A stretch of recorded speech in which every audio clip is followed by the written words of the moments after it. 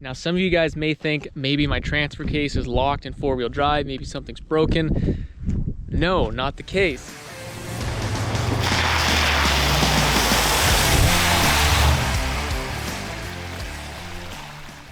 What is going on today, guys? My name's Alex. Welcome back to the channel. Today we are talking about the four-wheel drive system on my Ram 1500, specifically what my front drive shaft does, when you engage it, and when it's not engaged. So first of all, let me show you a little clip, and I think it's gonna surprise most of you guys.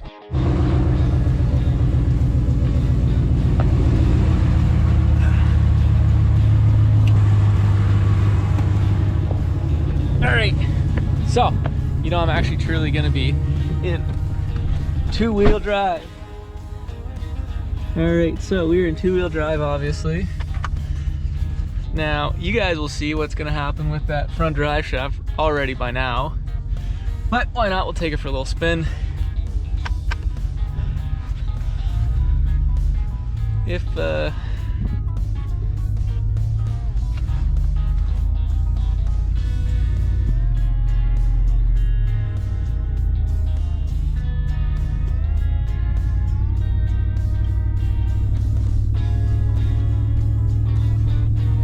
So I'm sure, as you guys can see, the front drive shaft is spinning, which is kind of interesting because I am in two-wheel drive after all, and you would think it wouldn't spin, but obviously it does. So that's what we're gonna talk about here. All right, so obviously you guys saw the front drive shaft was spinning in two-wheel drive. Now, some of you guys may think maybe my transfer case is locked in four-wheel drive, maybe something's broken. No, not the case. Actually, it is completely normal for these trucks and a lot of other trucks to have their front drive shaft spin when the truck is in two-wheel drive. So let me explain. So these hubs here are not unlocking hubs. Obviously, some trucks have them. You can see right around here it says lock and unlock. These are permanently locked hubs, obviously on both sides.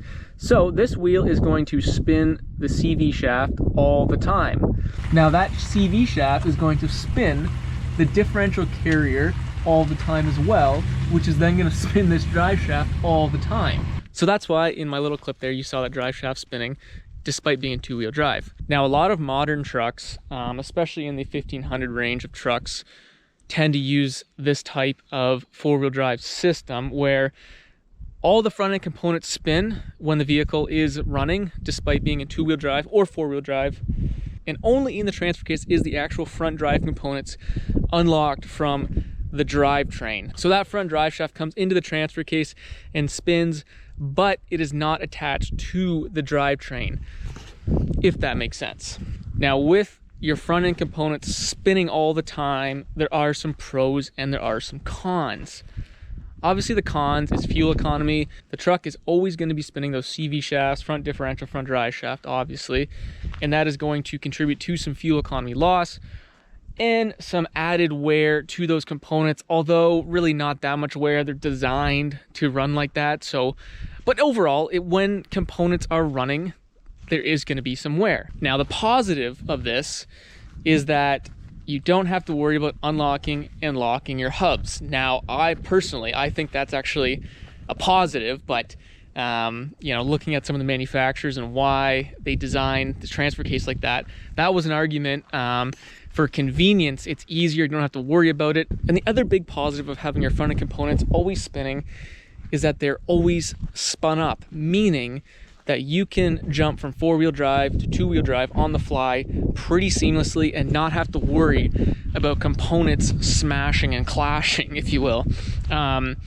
You know, just think about if you're going 60 kilometers an hour and the front drive shaft wasn't spinning, your front axles weren't spinning, and your front diff wasn't spinning, and all of a sudden you went to engage that synchro clutch or that dog clutch and spin it all up. That is a ton of force, and that would probably just shatter your transfer case. So having your front end components already spun up allows you to switch from four-wheel drive to two-wheel drive very seamlessly and easily, which in my opinion is actually in fact a good positive. Now, continuing on that point, I have a couple cool clips of me switching from 2-wheel drive to 4-wheel drive lock on dry pavement at different speeds with this truck.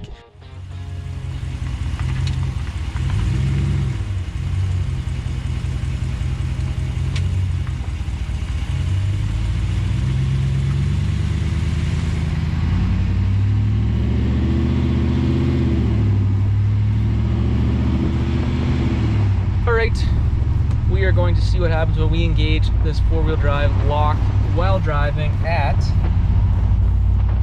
40 kilometers an hour. So here we go, lock.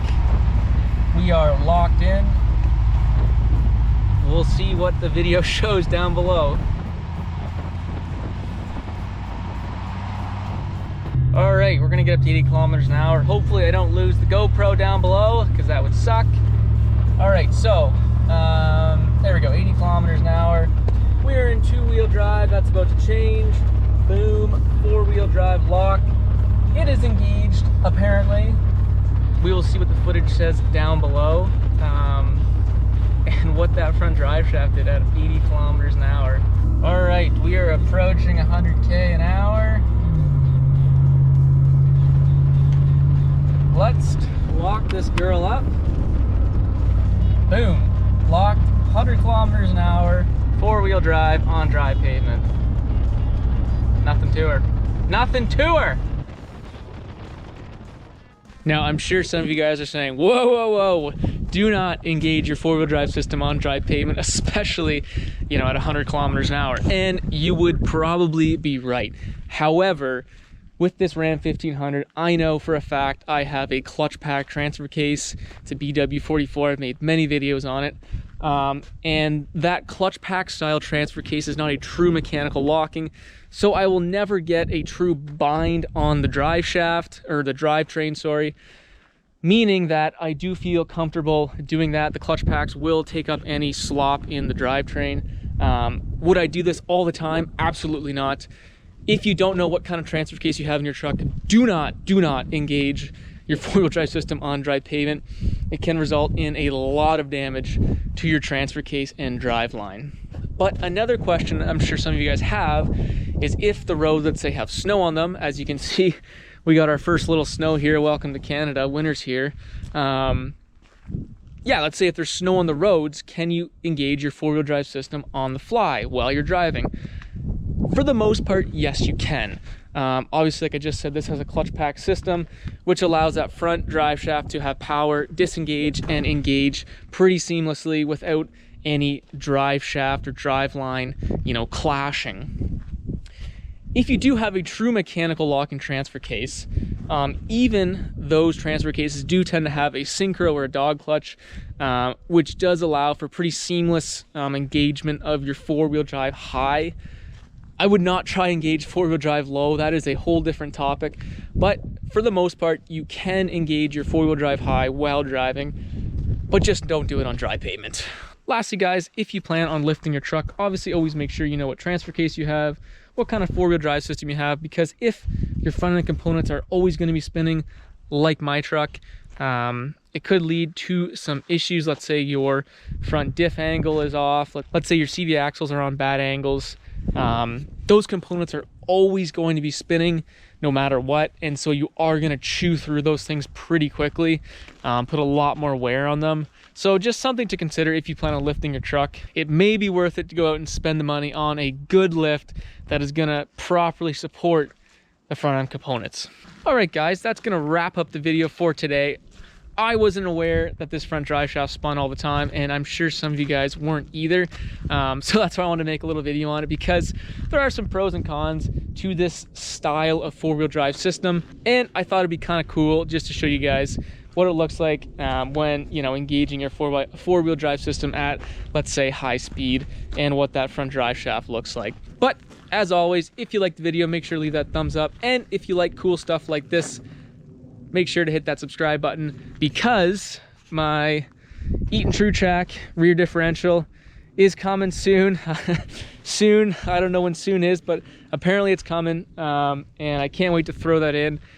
As you guys can see, the snow is just around the corner, and I got lots of cool things planned for this truck, and that Eaton True Track is going to be cool to test out. Anyways, enough of me.